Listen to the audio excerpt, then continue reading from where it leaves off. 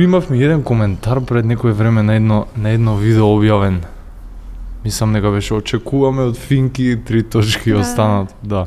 25% одухим да го опатиме. Па реално.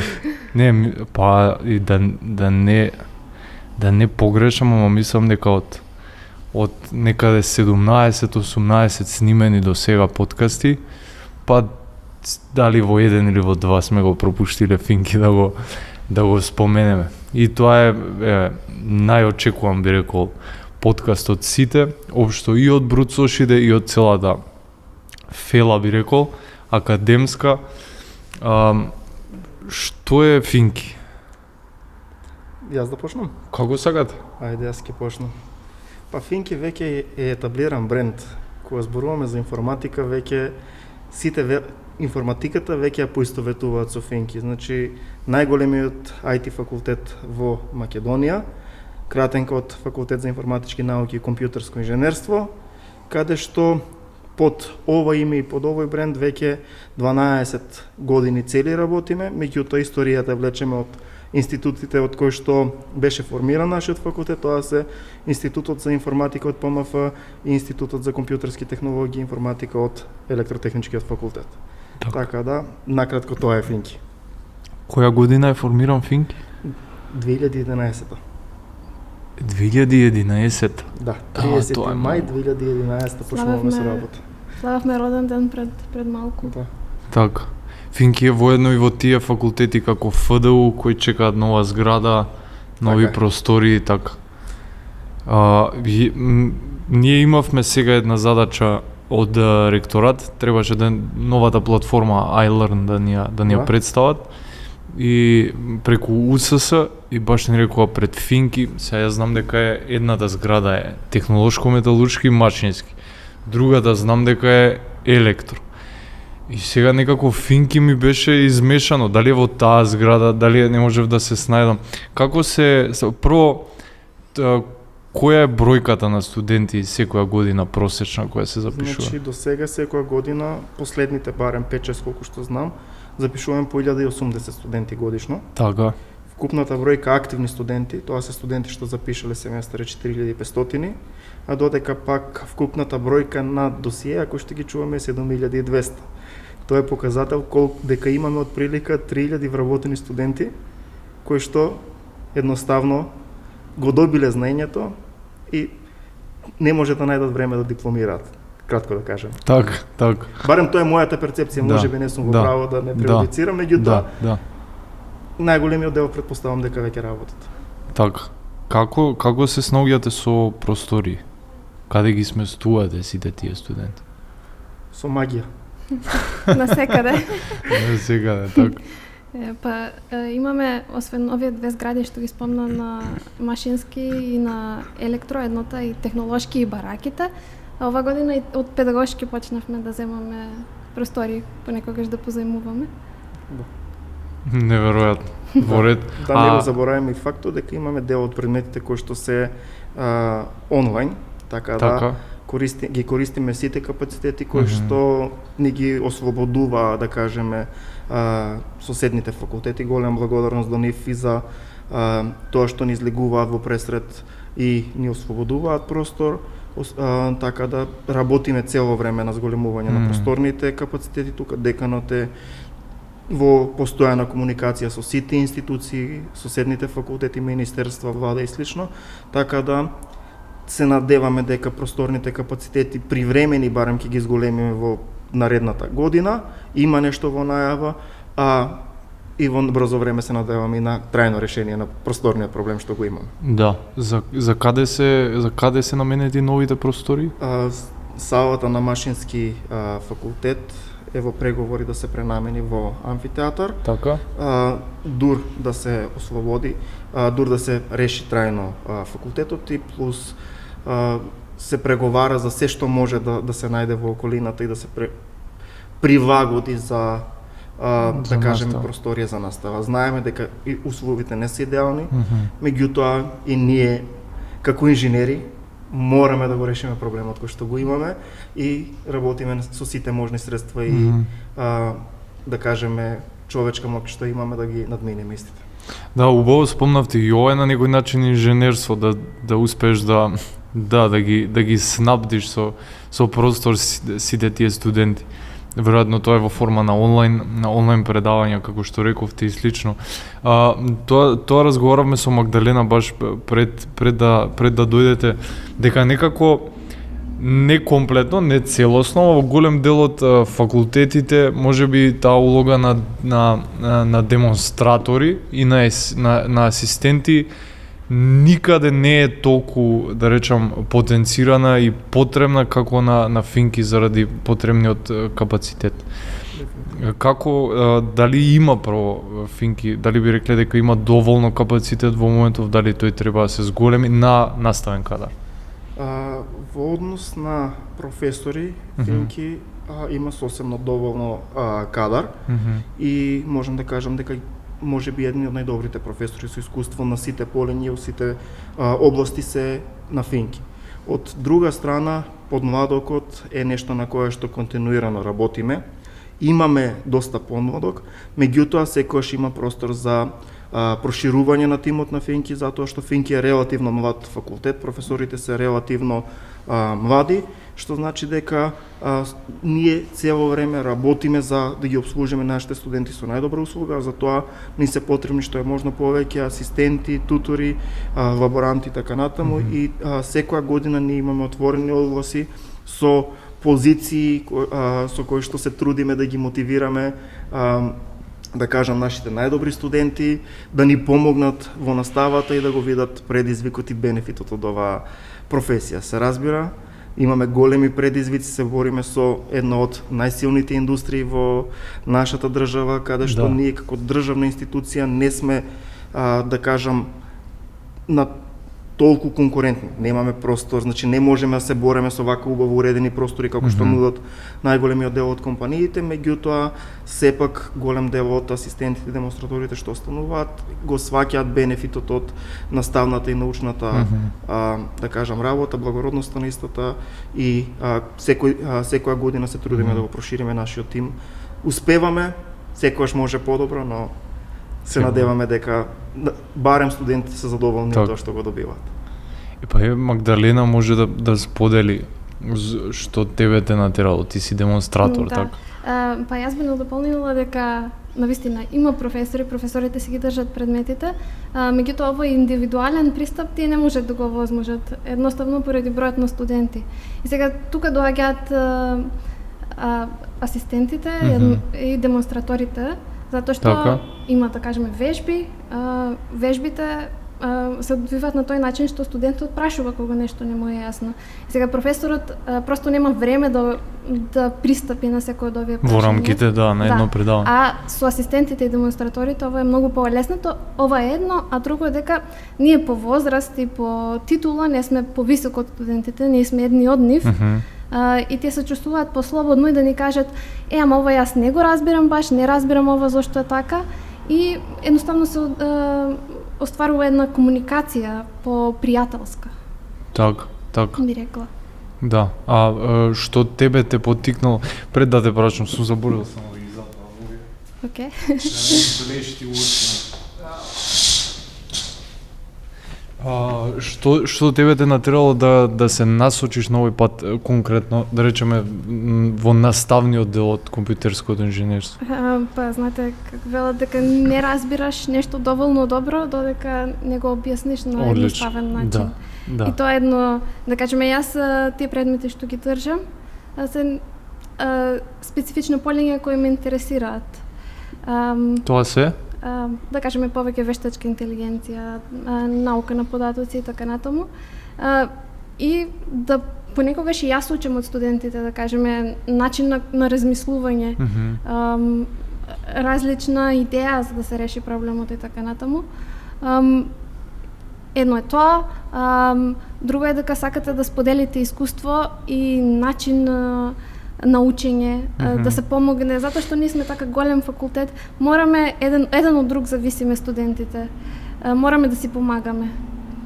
Би рекла дека тие се двата најголеми фактори.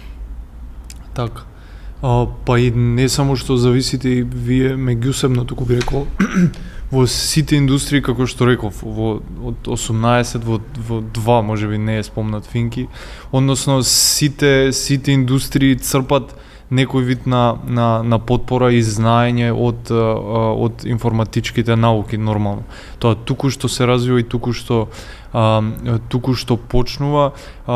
Така што, професоре, колку е, да речеме, Финки сообразен со новите текови, споменавме и вештачка интелигенција, колку е сообразен или со новите текови во науката и во индустријата? Значи, Финки цело време ги следи трендовите кои што се и во науката и во технологијата. Ако гледаме од научен аспект, што е на некој начин показател за тоа колку се следи напредокот, значи на ниво на УКИМ скоро 20 на 25% од публикациите се од наши професори. Значи нашите професори покрај тоа што имаат големо оптоварување со настава, сепак наоѓаат време да ги следат сите овие нови трендови, да истражуваат, да творат и да креираат нови, да кажеме, научни сознанија. Чисто за пример, најдобрите научници на ниво на универзитетот последните неколку години се избрани од Финки. Тука би ги споменал колегите Петре Ламевски, Евстем Здравевски, кои што беа избрани за најдобри млади научници, професорот Маријан Гушев, кој што беше избран за најдобар научник, пензионираниот професор Љупчо Коцарев, академик професор доктор Љупчо Коцарев, исто тука е професорката Билјана Стојковска-Ристовска, која што е топ 2% најцитирани научници на светско ниво, што значи дека ние имаме навистина кадар кој што и на научен аспект може да понуди тоа како.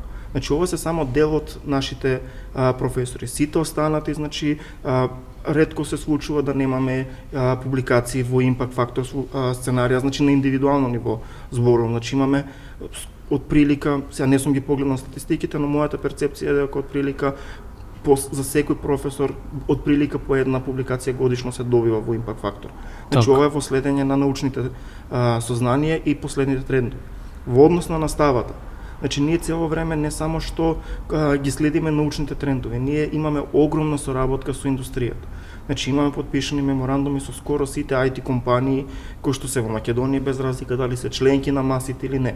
Што е МАСИТ? МАСИТ е комората за информатика, за компании од информатика сега. Така, не ја знам точно кратенката, меѓутоа Значи со сите овие компании ние имаме соработка. Новите компании што доаѓаат во IT компании што доаѓаат во нашата држава се обраќаат кај нас.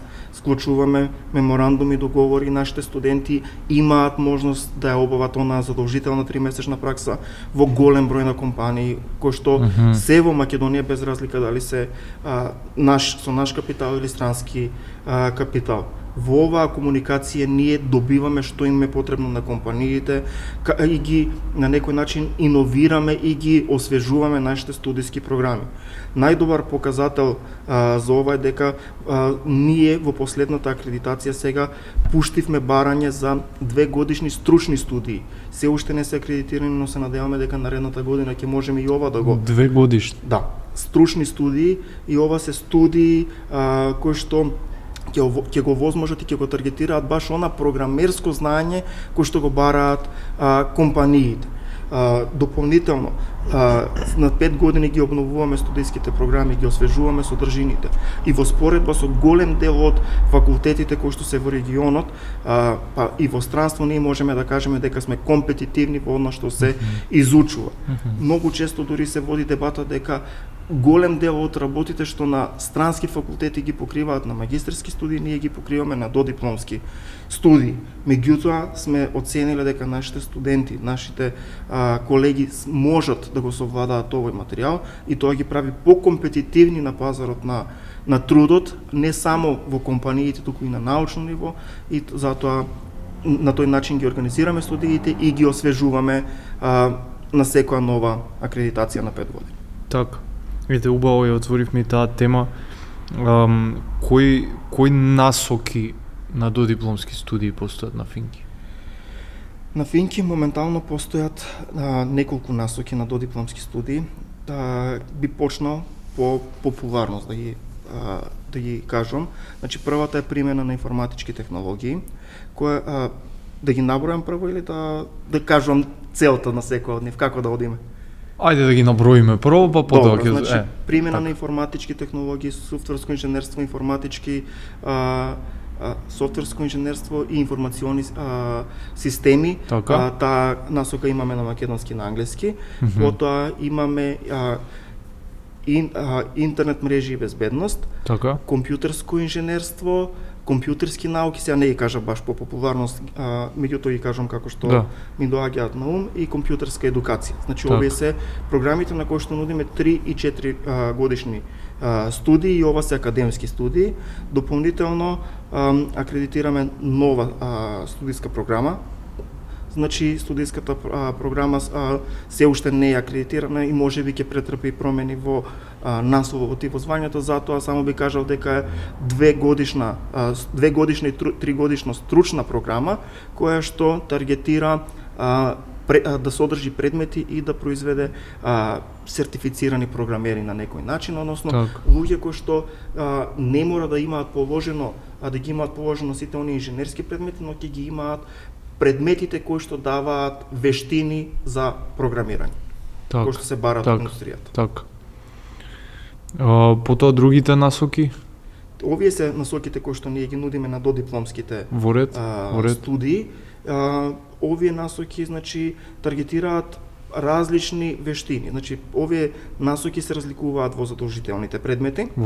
Да кажеме, множеството на изборни предмети е заедничко за сите. Што значи дека без разлика дали студентот ќе се запише на една или друга насока, се разликуваат задолжителните предмети и на тој начин ние на некој начин преку студиската програма се трудиме да гарантираме дека ќе ги има оној сет на вештини на звањето кое што ќе го добие. Пример за насоката пример на информатички технологии.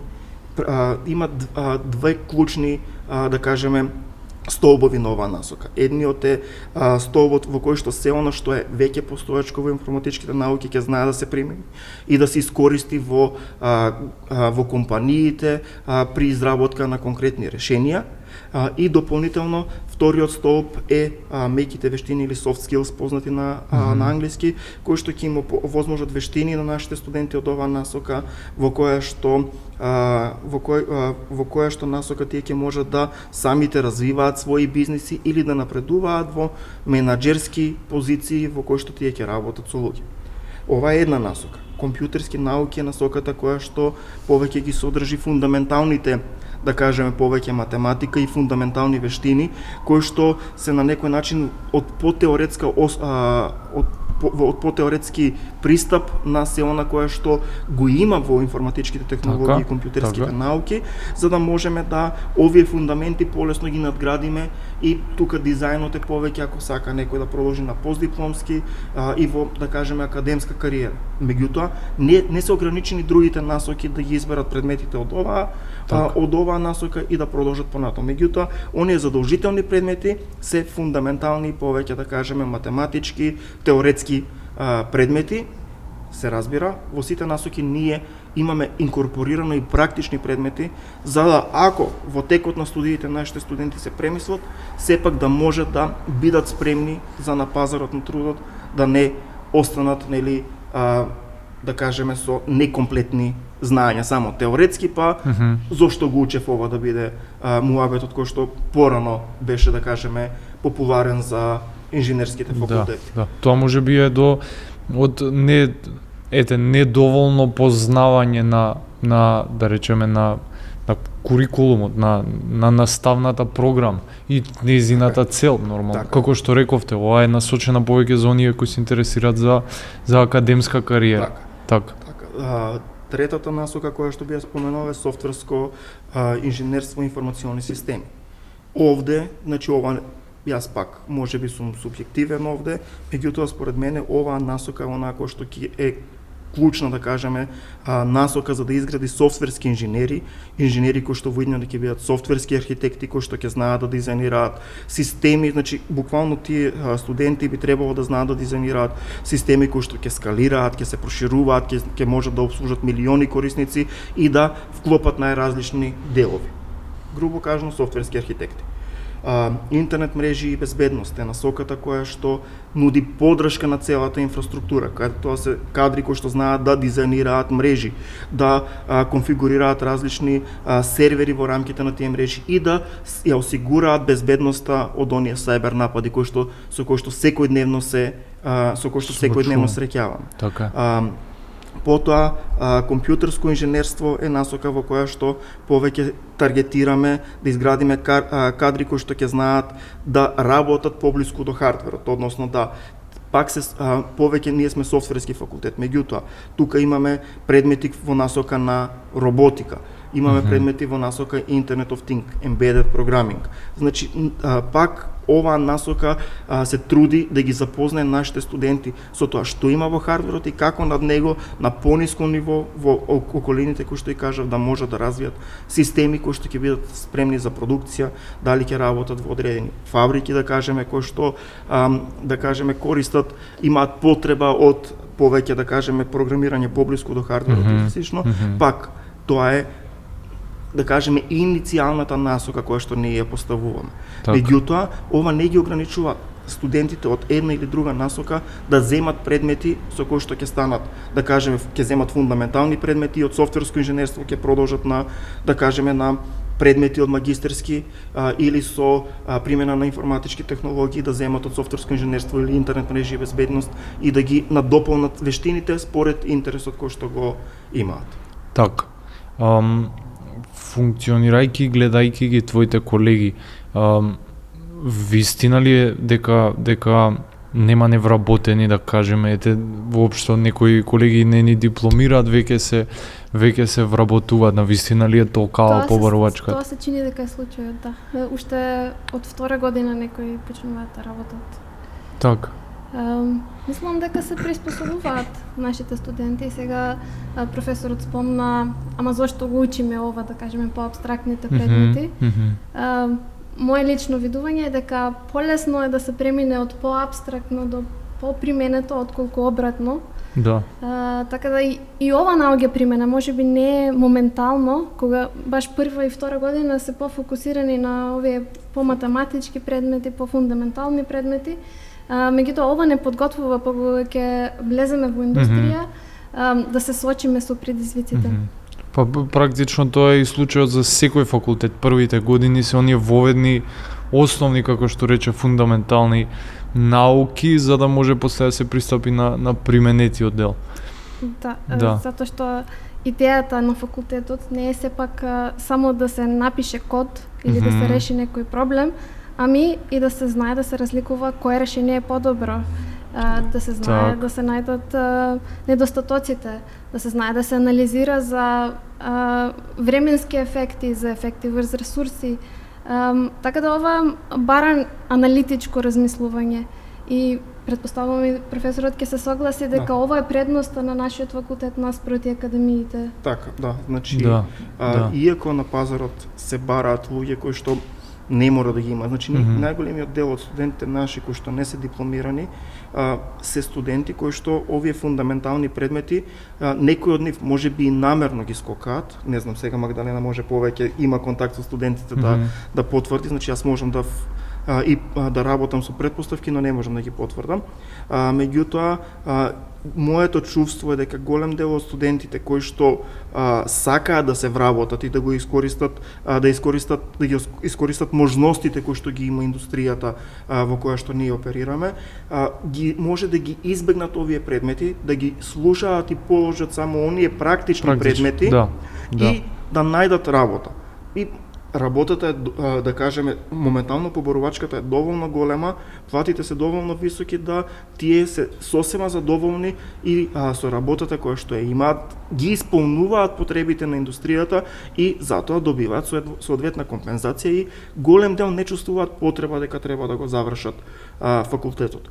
Меѓутоа, голем дел од фирмите препознаваат разлика на студенти кои што се дипломирани или кои што ги поминале овие фундаментални предмети. А штом студент ќе ги помине овие фундаментални предмети, буквално скоро како и да е дипломиран, нема никаква пречка, единствено само треба да реши да го одвои времето да положи уште, не знам, 5-6 предмети што му се останати на фундаментални и да ја затвори, нели, да го затвори поглавието на своето Студиумот, да. Студирање. И според мене, како што кажа Магдалена, тие кадри кои што ги совладуваат фундаменталните предмети, даваат дознаење и на индустријата, и на оние кои што ги интервјуираат, дека имаат една многу важна особина, а тоа е особината дека тие знаат да завршат, дека се финишер.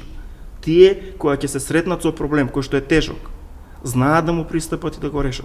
Кои ќе се сретнат со проблем кој што не знаат зошто е, ќе смогнат се или ќе го решат. Кога ќе се сретнат со проблем кој што е досаден, ќе смогнат се или ќе го решат, односно ќе понудат вредност на компанијата која што ја покажале преку студиите на Финки, затоа што и во компаниите не се она што ќе го работиме е она што ни е интересно. Има низа задачи кои што треба да ги направиме за да системот функционира безпрекорно. Има низа задачи кои што се тешки, треба да најдеме решение, треба да направиме отстапки, оно што го спомена Магдалена во карактеристиките. Значи, можеби најбитната карактеристика на инженерите е да направат отстапка.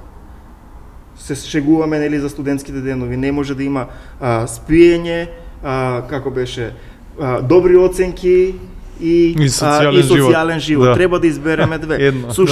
Суштината на инженерството е баш тоа, да знаеме во покомплексни сценарија да избереме што ќе жртвуваме, а што ќе оптимизираме. Токму тоа во фундаменталните предмети кои што ги имаме на факултетот, токму тие вештини ги, да кажеме, промовираме ние.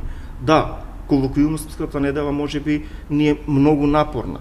Условите ни се неидеални. Меѓутоа, сите тие услови на некој начин се припрема, се една пречка која што студентите, доколку ја пребродат, покажуваат нешто за својот карактер и за тоа како тие во иднина ќе пристапат на се она со кое што ќе се соочат и ќе го работат. Апсолутно. И тоа е, јас би рекол, случај за сите факултети. На крајот на краиштата во идното наше работење во индустријата како професионалец, дипломиран или не дипломиран професионалец во било која индустрија, на крајот на денот можеби 90% од таа работа се сведува на некој систем кој се учи лесно. Но мислам дека клучното останува на тие 10% кога се соочуваме со несекојдневна ситуација, со некоја комплексна ситуација која ги бара токму овие фундаментални знаења.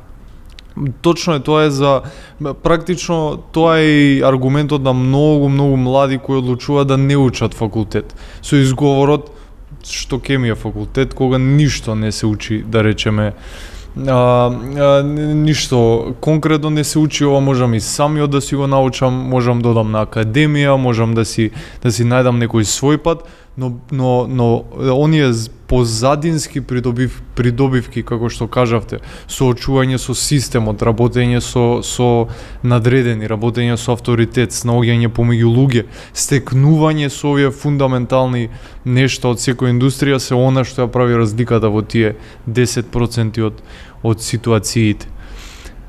Добро. Дали факултетот Финки, како функционира неговата меѓународна поврзаност со факултетите од странство во однос на Еразмус програмите? Да. Значи Финки има поддршка за Еразмус програмите со самото тоа што имаме Европски кредит трансфер систем, значи ние поддржуваме, нели, мобилност на студентите. Имаме секојдневно ситуации каде што наши студенти може да патуваат, меѓутоа имаме и студенти од странство кои што посетуваат цели семестри кај нас и тоа е целосно поддржано во односта на мобилноста на студентите. Дополнително нашите професори за овој научен дел кој што го споменав, веќе голем дел од нас сме поврзани со голем број партнери од странство насекаде од Европа и од пошироко, со кои што ние имаме научни соработки, со кои што заеднички истражуваме и публикуваме трудови. Во овој процес ги вклучуваме и нашите студенти. Еве Магдалена тука може да го каже незиното искуство во соработката со професорите за научно-истражувачката наука, меѓутоа она кое што го добиваме е и во онаа комплицирана ситуација во нашата држава во која што сме со релативно мали и непостоечки фондови за државно финансирање за науката, успеваме да изнајдеме модуси за да пристапиме до европски фондови, без разлика дали најчесто ги користиме пак Erasmus Mundus програмите за соработка со, да кажеме, со некои странски партнери за изработка на некакви решенија, научни или практични, подоцна имаме неколку Horizon 2020 проекти кои што се всушност да кажеме финансиски гледано највисокото достигнување кое што можеме, едни од највисоките, не највисокото, туку највисоките финансиски достигнувања за финансирање на научна работа кај нас во државата. Имаме билатерални проекти со низа држави и на овој начин успеваме да ги прошириме нашите мрежи на познанства и преку нив да аплицираме за нови проекти, да сме во текст со она што е, да кажеме, популарно на научно поле и не само на информатичкиот дел, туку и во интердисциплинарните науки, затоа што веќе споменавте, сите факултети не споменуваат, меѓутоа и секаде информатиката може да помогне во истражувањето, особено ако се собрани големи количини на податоци, значи начините на обработка на овие податоци, истражувањата, нашите знаења се доста вредни и поради тоа сме барани во доста конзорциуми да го споделиме ние како кадар на Финки заедно со нашите студенти искуството. Дополнително нашите студенти се барани во сите странски, да кажеме, универзитети. Секојдневно добиваме барања за стипендии на наши студенти и голем дел од нив одлучуваат своите студии да ги продолжат во странство без некои поголеми проблеми. Значи да, има TOEFL, зависно од универзитетите, има некои испити кои што треба да се положат, меѓутоа тоа не се технички испити, тоа се повеќе да се осигура јазичната бариера, барем според моето искуство. Така. Кажи ми од новите студенти кои што доаѓаат на Финки, што би рекла дека зашто би рекла дека не се спремни, кое е најчестото недоразбирање, која е најважната работа која можеби треба да ја размислат пред пристапување? Сега јас не сакам да бидам контроверзна, ама мој впечаток е дека средното школа не ги подготвува нашите идни студенти доволно добро. Затоа и го правиме подкастот. Ние имаме, да кажеме, за информатички науки, за програмирање, еден основен концепт, ова само како пример го давам, на рекурзија, на рекурзивно размислување. Тоа би значило? Математичка индукција. Демек, како едно нешто следува од друго, базирано на некој еден основен случај и некоја си врска меѓу двата наредни. Така. Сега, ова размислување е основно, како што сум разговарала со колеги на низ странство, ова размислување го стекнуваат во средно школа дефинитивно. Значи, овие докази математички во средно што се прескокнуваат, сите овие се екстремно битни за информатика. И ние доаѓаме на факултет и се губиме овде. Ова прв пат го гледаме и се плашиме од предмети, се плашиме од веројатност, се плашиме од алгоритми. Сега, не е за сите студенти така и дефинитивно системот е направен да може да се поминат овие бариери, меѓутоа навистина треба труд. Значи едно погрешно размислување дека ќе биде толку лесно како што било во средно, затоа што во средно сум ги имал сите петки, па сега лесно ќе поминам на ова. Не е доволно да си паметен, не е доволно да си снаодлив. Треба да седнеш и да го научиш материјалот и треба да размислиш. Треба да имаш со што да се снајдеш. Да. Тоа би рекла дека. Меѓутоа, понатаму студентите нели нормално се извежбуваат така да размислуваат. Да. Ама тоа е една голема бариера. Мислиш дека мора некој да доаѓа од насоката ПМА од средно или не е толку задолжително? Дефинитивно не е задолжително, јас не доаѓам од ПМА. Така. Меѓутоа, мора да се има едно дисциплина, мора да се има, а друго едно прифаќање дека не знаеш и дека не си спремен, моментално не си спремен, а по еден месец интензивна работа ќе бидеш спремен да го совладаш ова. Меѓутоа, ова работа мора да се внесе. Така.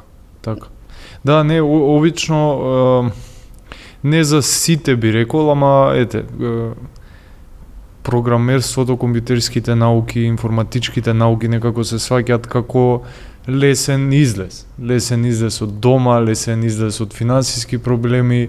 Тоа не е проблем, само што нели треба да има некој кој вистински ќе ја сака работата и ќе се внесе целосно во неа, зарем не? Понекогаш битни се овие, да кажеме, финансиски или било како од дома, што и да е.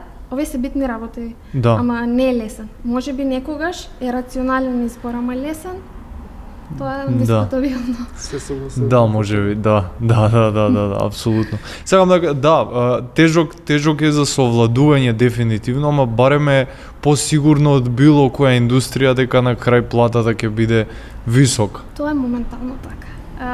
Јас не би рекла дека јас немам таква сигурност. Едноставно многу работи се менуваат, полето е многу флексибилно. Меѓутоа, ако вие ги внесете вашите вештини, ќе се пренасочите и во момент на криза, да кажеме моментално. Има многу отпуштање на работа и од Google, и од Meta, и од сите тие големи компании. Меѓутоа, човек кој што научен да размислува и што има аналитички вештини, ќе си најде пат. Тука се практично тие фундаментални вештини што ги зборуваме, да. Кога ја познаваш работата целосно од почеток до крај. Тоа сме го зборувале често, зарем не мислите дека ќе има премногу програмери? Дали ќе има премногу програмери? Кој е вашето мислење? Не, значи моментално според статистиките кои што ги имам гледано, кои што се извадени од МАСИТ, на годишно ниво недостасуваат 500 софтверски инженери, програмери. Значи 500 на годишно ниво, со бројот на студенти што ги запишуваме, со бројот на недипломирани и дипломирани студенти што влегуваат на пазарот на трудот, недостасуваат секоја година по 500. Значи моментално Македонија е во многу поволна позиција за нашата струка, затоа што имаме прозападни размислувања, за европскиот пазар сме релативно блиску, значи немаме голема разлика во временски зони, а сме релативно поевтини и сме конкурентни со пазарот на трудот. Финки образованието што го нуди е инспирирано од најдобрите факултети на светско ниво. Значи ние кога ги правиме програмите, ние црпиме инспирација од MIT, од Харвард, од Стенфорд и така натаму, односно од најдобрите факултети. Значи со достапноста на курсевите ние учиме, гледаме што се случува таму и го прилагодуваме тој материјал за нашите услови. И со тоа нашите студенти сметам дека се конкурентни на светско ниво. Тоа го препознава индустријата, го препознаваат компаниите и моментално значи има голем број на компании кои што се борат да ги привлечат нашите студенти. Она што на светско ниво е како тренд дека се случуваат отпуштања, можеби ќе дојде, можеби и не во нашата држава, меѓутоа како што кажа Магдалена, инженерите секогаш ќе си го пронајдат патот и нема да има проблем за нив да се снајдат понатаму, затоа што она што го учиме денес, за 5 години не знаеме дали ќе постои. Значи, мене ми се случува на ниво на предмети тоа што сум го предавал вани, да не е применливо годинава. Особено на оние програмерски практични предмети, како што каде што учиме мобилно програмирање, како што секоја година се менува од верзија до верзија. Веб програмирање каде што оди напред секоја година. Меѓутоа, фундаменталните вештини кои што ги учиме на нашиот факултет, во комбинација со тоа што е најпопуларно и она што професорите во комбинација со работките со индустријата ги имаме, се на некој начин резултираат во предмети кои што комбинираат фундаментални вештини со тековни технологии. И на овој начин ние вадиме готов производ. Производ кој што е спремен со 2-3 месеци пракса, да започне да работи, да биде продуктивен и да самите компании се спремни да дадат релативно солидна, да кажеме, плата за тие почетни програмери, джуниор програмери, да започнат со својата кариера. Меѓутоа, овие студенти што се навистина квалитетни и релативно брзо напредуваат во кариерата, без разлика дали дипломирале или не дипломирале. Меѓутоа, тоа се студенти кои што покажале дека фундаменталните предмети може да ги совладаат. Од друга страна, во однос на тоа дали Финки е сигурна или несигурна опција. Значи, Финки во овој момент, ако направиме анализа, има најмногу можности. Меѓутоа, е тежок факултет. Значи, Финки е факултет во кој што мора да имате знаење. Финки е факултет во кој што мора да се изборете да го добиете знаењето на професорите и вниманието на професорите, затоа што работиме со голем број на студенти. А учењето е индивидуален процес. Секој студент учи на различен начин. Ние се обидуваме со лабораториските да го на некој начин надминеме, да кажеме, јазот помеѓу професорите, знаењето на професорите, генерацијската разлика и она што го знаат нашите студенти. Но сепак, тие лабораториски не се местото каде што ние би требало да ги тераме студентите да сработат. Тоа е место каде што тие треба да не бркаат нас и да украдат, народски кажано, што е можно повеќе од нашето знаење. Имаме што да понудиме, меѓутоа со сила на никој не можеме да му дадеме. Да. Така да студентите треба да бидат проактивни како што се голем дел од нив. Меѓутоа, сепак, значи, ова е апел за идните студенти, претпоставам тоа е таргет публиката, дека кога ќе дојдат на факултет, без разлика кој факултет ќе го изберат, тие се, значи, нивната иднина зависи само од нив. Тие треба да се трудат да излечат што е можно повеќе од нас како професори. Ние се трудиме, барем тоа е мојата перцепција, пак Магдалена е тука да го даде гледиштето на студентите, дали тоа што го нудиме е соодветно или не, меѓутоа најголемиот дел од нас се трудат да го пренесат нашето знаење, да модернизираат програми, да предаваат нешто што е актуелно, меѓутоа и да не ги запоставиме фундаментите, за да не направиме луѓе кои што знаат да работат сега во моментот, а не се спремни за војнината. Сепак, Финки уште од самиот почеток е факултетот за од сега па во иднина. Финки не е засегнат со минатото како било. Ако тоа што било во минато е фундаментално, тогаш ние ќе го предадеме и ќе им кажеме на студентите зошто е тоа важно. Меѓутоа, од тука натаму Финки, да кажеме, 50-50 од прилика на фундаментални вештини и она што е актуелно и популарно, барем после 4 години сметаме дека дека ќе биде веднаш применливо за да може веднаш да излезат нашите студенти на пазарот на трудот. Ја само би надополнила да кажеме ова со отпуштањето и колку сигурна опција е Финки. Да кажеме во Манхетен, кога се работел Манхетен проектот во САД, имало огромен бум и многу пари се прелевале во физички насоки. Да кажеме, сите физичари имало таква потреба, имало многу грантови, многу луѓе се вклучиле во тој процес и понатаму завршил Манхетен проектот, овие физичари останале без работа. Сите овие спонзорства се прекинале на некој начин. И сега што ќе прават овие физичари? Па се пренасочиле едно во финансиска сфера, ја поставиле оваа основа, добра математичка во финансиските науки, се пренасочиле во наука за податоци. Па и бидејќи се физичари, сигурно имаат некој просторно, да речам, просторна перцепција за такви апстрактни концепти во економијата. Дефинитивно, така да работа, и само работа и размислување и мислам дека нема толку потреба да се плашиме од иднината. Апсолутно, да. Биле спремни да се пренасочат. Истата дисциплина, само искористиле во нова насока.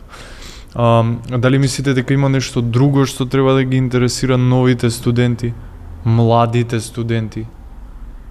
Некој изгубен гледа математика, има за полагање. Јас само би ги охрабрил, иако Финки важи за факултет кој што е тежок, сепак Финки е факултет кој што секој кој што има желба со доволно труд и со доволно време може да го совлада. Значи, иако можеби имаме студенти кои што доаѓаат со слаби познавања од средно, сепак ние ништо, најголем дел од предметите не почнуваат од нула. Значи ги повторуваат дел од знаењата кои што се од средно училиште, па дури да не ги повторуваат, сепак, значи, тие студенти, тоа што не го повторуваме, сметаме дека е навистина базично и дека би требало самите да може да го совладаат. И единствено доколку некој има желба со труд и со истрајност, може да ги совлада овие, да кажеме, овие вештини. Дополнително имаме баш математиката е најинтересниот пример, значи голем дел од нашите студенти се трудат да одат на насоки кои што имаат помалку математика, јас би ги охрабрил да не гледаат така на работите, затоа што математичкиот апарат ќе им даде начин на размислување и на начин на справување со проблемите. Иако, како што спомена Магдалена, не е директно применлив, сепак начинот на кој што размислуваме при решавање на проблем е она кое што е вредно и не треба тоа дали знам математика или не знам математика да биде главен двигател во одлуката кој смер ќе го изберам. Според мене поважно треба да биде каде се гледам да направат анализа, да прашаат идните студенти што се работи, барем сега моментално има многу фирми, скоро секој има некој познани кој што работи во некоја IT фирма, да слушнат што се работи во компаниите и да пробат да се обидат да се замислат во таа позиција и да видат дали тие би биле среќни со тоа или не. И на тој начин да ја донесат својата одлука, а не на база на тоа што го знаеме во моментот. Затоа што тоа е нешто кое што можеби нема да кажеме да се заврши финки за 4 години, ќе заврши за 5, за 6 години, не е ни тоа важно. Најголемиот дел од нашите студенти после трета година почнуваат со работа и тоа го одолговлекува дипломирањето. Почнувањето на работа, меѓутоа, пак оние кои што ќе ги совладаат овие фундаментални да кажеме вештини и кои што ќе покажат дека се спремни да се соочат со тешки проблеми, се оние кои што подосна во кариерата ќе бидат